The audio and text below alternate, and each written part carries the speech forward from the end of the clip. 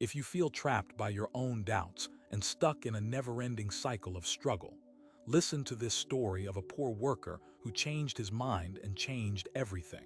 In a bustling city on the edge of a vast industrial zone lived a man named Elias who. The sharp clang of metal echoed through the narrow alleyways as dawn crept over the city's rooftops, painting the worn bricks with a pale orange glow. The air smelled of oil and dust, mixed faintly with the scent of freshly brewed coffee drifting from the corner cafe. Elias wiped the sweat from his brow, his hands rough and calloused, evidence of years spent laboring in the factory. He stood outside the towering gates that guarded the sprawling complex, the noise inside already humming like a restless beast awakening from slumber. He was a short man, with a face weathered beyond his years and eyes that always seemed to be searching, not for more money or fame, but for something he couldn't quite name. Every morning, Elias woke before the sun, slipped into his faded jacket, and shuffled to work, side by side with hundreds of others who carried the same quiet burden. His job was simple and yet relentless, feeding parts into machines, monitoring dials, wiping grease from conveyor belts, and hoping that the day wouldn't bring anything unexpected. Despite the grueling routine, Elias was known among his coworkers for his calm nature and gentle words. There was kindness in the way he greeted people, a soft chuckle that sometimes escaped after a joke, and a steady patience that helped others, especially the younger ones, make it through long shifts. Yet beneath the surface, the man carried a secret weight. Every evening, long after the machines had fallen silent and the city lights flickered on, Elias walked home alone through twisting streets lined with cramped apartment blocks. The small room he called home was sparsely furnished, with peeling paint on the walls and a cracked window that rattled when the wind blew hard. On these solitary walks, the sounds of laughter and music from the lively squares seemed distant, like echoes from another world he was never fully a part of. He lived simply, earned just enough to survive, and had resigned himself to a life measured in sweat and days counted off on calloused fingers. But there was an ache, a quiet voice that whispered, "What if this is not all?" One chilly morning, as Elias waited in line for the factory gates to open, his friend Ramon slapped him on the back and said, "You ever think of doing something else, Elias? Something bigger?" Elias shrugged, the lines around his mouth deepening. "I don't know, Ramon. What else do I have? This job's all I've ever known." Ramon sighed, his breath fogging in the crisp air. "Same here. I envy the ones who get out, but that's just talk, isn't it? We're stuck." That feeling of being stuck gnawed at Elias more with each passing day. Despite his good heart and willingness to work hard, he found himself caught in a spiral of exhaustion and doubt. His mind often drifted during the long hours, imagining a life where he was free from the shadows of poverty, where his decisions didn't feel like chains wrapped tight around his dreams. At home, his mother's frail voice often broke through the silence. "Elias, eat your soup. You're wasting away." But Elias barely tasted the food, the taste dulled by worries about tomorrow's expenses and the same old fear curling in his chest. Failure. One evening, after a shift that stretched endlessly, Elias sat on the cracked concrete stoop outside his building. The city hummed around him, alive but uncaring. He glanced at a scrap of paper in his pocket, an old newspaper clipping about a man who started as a laborer and built his own workshop. "Maybe," he whispered. But the truth was, the idea felt like a distant dream far beyond his reach. Days passed like this. The same work, the same doubts, the same invisible chains tightening. The fatigue grew heavier, and the small joys he used to find, Mr. Salazar's bakery smell, the street musician's rasping guitar, became faint, swallowed by the weight of survival. One afternoon, a new manager arrived at the factory. His name was Mr. Clark, a tall man with sharp eyes and an air of authority that stirred the tired workers like a gust of wind. He noticed Elias early on, watching how the man stayed quiet but steady, never complaining, always attentive. During a break, Mr. Clark approached Elias. "You've been here a long time, haven't you?" Elias nodded, wary but curious. You ever think about changing things for yourself? The manager asked. Not just this job, but your whole life. Elias looked down at his hands. I don't have much choice. Life's what it is. Mr. Clark smiled faintly, not unkindly. Sometimes life is what you make it, but to make it, you have to start thinking differently. The words stirred something unexpected in Elias, a flicker of hope or maybe a challenge. But when the whistle blew and the machines roared back to life, the moment slipped away like smoke. That night, however, Elias lay awake in the dark with those words echoing in his mind. Why did they feel so strange, so impossible? At work, the routine became heavier. Mistakes crept in as his mind wandered. One day, a machine jammed because Elias had been distracted, and the supervisor shouted in frustration. The noise was loud, the embarrassment sharp and burning. For a fleeting moment, Elias wished he could disappear beneath the floor. His mother noticed the change, too. You're not yourself these days, son, she said one morning, touching his hand with a faint, worried smile. Is something wrong?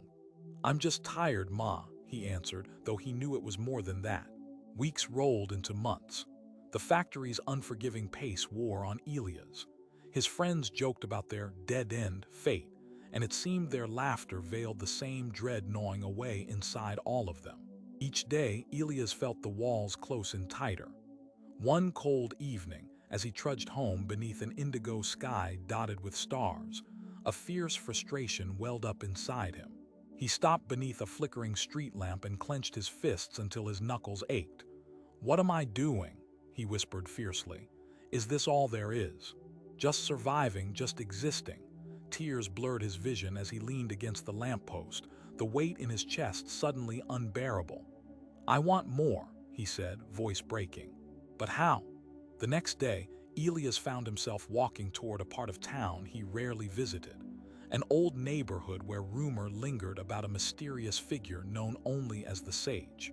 People whispered that the Sage knew things others didn't, about life, about change, about hope. The place smelled of earth and wood smoke, with narrow paths winding between humble homes and small gardens. At the edge of this place stood a modest hut, its walls covered in wild vines and the faded colors of forgotten years.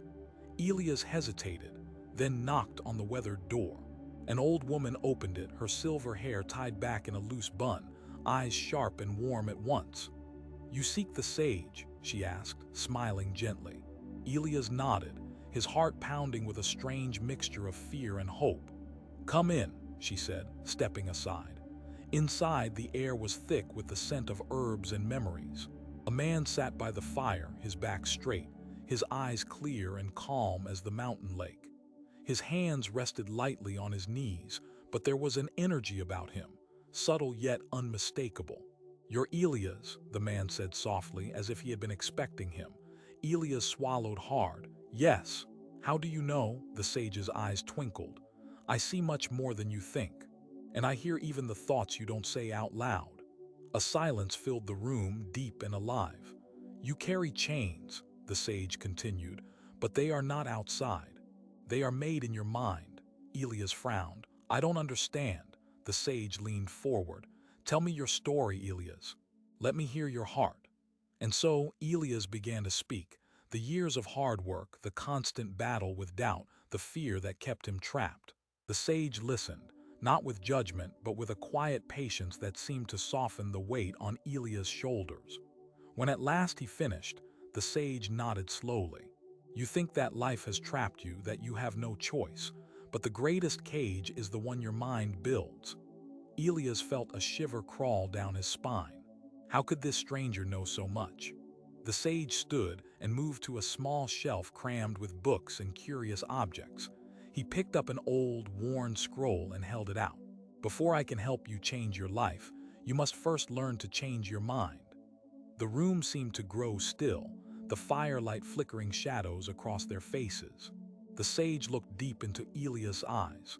Are you ready to understand? Elias, with a trembling breath, nodded. Then the sage began, his voice soft but urgent. Once upon a time. The old man took a deep breath, and his words were like a quiet flame igniting in the dark room. Once upon a time, the sage began. There was a tiny seed buried deep beneath the dirt, hidden beneath the weight of 1,000 doubts. It was a seed with the potential to grow into a mighty tree, its branches reaching toward the heavens and roots digging deep into the earth. But the seed was afraid. Elias leaned forward, intrigued despite himself. This seed, the sage continued, was surrounded by heavy soil, cold and clinging. It wanted to push upward, to feel the sun's warmth. But every time it tried to break free, it felt a shell of fear holding it back. So it stayed underground thinking, one day I will grow, one day I will break free. But days turned to weeks, weeks into months, and the seed remained trapped in its own waiting.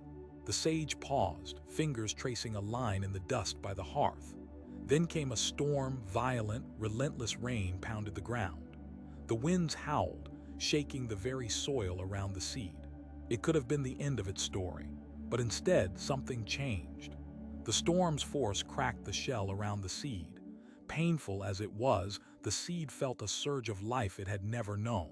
Slowly, it pushed upward, breaking through the earth to face the light. Elias' eyes shone as the image formed in his mind. The seed transformed into a fragile sprout, bending beneath the storm's fury but never breaking. Days passed, and it grew stronger, nourished by rain, warmed by sun, and rooted deeply by its struggle. Eventually, it became a tree strong, tall, and free, offering shade and shelter to others. The sage smiled gently. Do you see, Elias? Without the storm, without the struggle, growth wouldn't happen. The seed had to change its mind. It had to believe that breaking the shell, even when it was painful, was the only way to become what it was always meant to be. Elias absorbed the story, the image of the seed filling him with a strange warmth. So, you mean the pain I feel, the fear, it's necessary? Necessary, yes, the sage nodded. But only if you let it teach you rather than trap you. Change starts when you realize your cage isn't the world around you, but the shell your mind wraps you in. The room fell silent, the fire crackling softly as Elias felt a shift inside himself. The walls he'd built around hope began to tremble. I understand, he whispered. I have been waiting for the perfect moment to break free, but the moment never comes. If I don't try, I will stay underground forever. The sage's eyes brightened. Exactly. Now what will you do with that knowledge? Tears formed unbidden in Elias' eyes. Relief, fear, hope, they all tangled within him. I want to start. I want to break the shell, even if it hurts. Then begin tomorrow, the sage said kindly. Start small, but start steady. The next morning, Elias woke before dawn, the sage's words pulsing in his mind like a beacon. His fingers trembled as he took out a tattered notebook he had hidden for years. A journal once filled with sketches and dreams, now forgotten beneath the dust. He opened it, hands clammy yet determined, and wrote a single word: begin. That day at the factory, Elias looked at his routine through new eyes. Instead of plunging into the day resigned, he promised himself to learn something new. Perhaps a skill, a trade, or just better ways to manage time. Over lunch breaks, he pulled out scraps of paper and scribbled notes about machines, ideas for small repairs, ways to improve efficiency. At first, the change was barely noticeable. His coworkers glanced curiously but said nothing. Elias' mind, however, was a battlefield. Old doubts screamed that he would never be enough, that the factory's walls were too high to climb. There were moments when exhaustion tempted him to give up, to slip back into the fog of routine and forget the seed's struggle. Weeks turned into a month, and one morning, Elias found himself reading a second page in an old book on metalwork that Mr. Clark, the manager, had lent him. His hands still shaky, heart pounding, he traced diagrams with fingers roughened by labor. 2 months later, his mother paused as Elias hummed softly by the stove, repairing a broken chair instead of sitting exhausted. You're different, she said quietly, more alive. His friends noticed too, teasing him with words that hid envy. Hey, Elias, you're focused. What's gotten into you? He smiled, no longer ashamed. I'm trying something new, trying to believe I have wings beneath these hands. The second big challenge came unexpectedly. The factory was to hire for a supervisory trainee position, a chance to step out of the line and up toward something better. Elias' heart leapt, but so did his fear. What if I fail? What if I'm not ready? His old friend Ramon pulled him aside. You think you can? I don't know if I could. Elias took a deep breath. The echo of the sage's story filled him, the seed pushing through dirt in storm. I won't know until I try, he said firmly. He applied and to his surprise was invited for an interview. The night before, old doubts nearly crushed him. Friends invited him to a drink to forget the pressure. His mind tempted him to give in, to wait for another day to try again. But as the night deepened, Elias gripped the wall and whispered, "Not this time. I'm breaking free." He declined the invitation. The next day, he walked into the interview room with sweat on his brow but fire in his heart. The questions tested his knowledge, his patience, his vision. When he spoke of the future, of improving the factory and helping others like him grow, the panel nodded. Weeks later, Elias received the call. He had the position. It wasn't a royal crown or a golden throne. It was a small step up, a chance to learn, to teach, to lead. Above all, it was proof that the chain wasn't iron. It was a belief he could break. Months passed. Elias became a mentor to younger workers, encouraging them not to settle, to dream and act. His mother smiled more often. The apartment no longer felt so small. Sometimes, when the city lights flickered on, Elias would look out his cracked window and smile. The world was still tough, but his mind was different now, stronger, freer. Years later, on a chilly morning not unlike the one when he first met the sage, Elias walked through the neighborhood where the old hut stood. He stopped beneath the same flickering street lamp, heart full. The sage, now older still, greeted him with those warm, sharp eyes. Elias bowed in gratitude. "You flew," the sage said simply. "No," Elias replied, voice steady. "I broke my shell. I learned to push through the storms." The sage smiled. "And now you help others with their shells. That is the true change." And so Elias discovered that the cage was never outside. It was the shell of fear and doubt he had to break with courage and persistence. That day, something changed not only for him, but for the entire city around him. His story became a quiet beacon for those who felt trapped, proof that change begins inside. This story shows us that the greatest barrier to a better life is not the world or our circumstances, but the mindset we build around ourselves. Too often, we let chains of doubt hold us prisoner when the key has been in our hands all along. And you? How many times do you feel stuck by circumstances beyond your control? How many times have you wished for change but waited for the perfect moment that never comes? How many days have you buried your dreams beneath fear, waiting for a sign, a push, or a storm to shake the ground? As Elias learned, real change starts when you decide to break your mental shell, to embrace the discomfort of growth, and to push yourself forward, step by step. It's not about instant transformation or perfection. It's about the small, consistent acts of courage that chip away at the chains on your mind. You don't need to overhaul your entire life today. Start by choosing just one small action, one thought that replaces a doubt, one step toward a dream you've hidden away. Tomorrow, take another, and over time, you'll find your wings strong and ready. If this story touched something inside you, don't let it fade. Don't let that spark go out. Starting today, you can choose one fear to face, one step toward your own growth, not tomorrow, but right now. In the comments, write what small step you will take tomorrow. Just a few words. Commit to your breaking free. Like this video if you're ready to crack your shell and rise above doubt.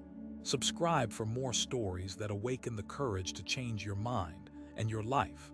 And share with someone you know who needs to hear that their cage is waiting to be unlocked from within. Your wings were always there. It's time to fly.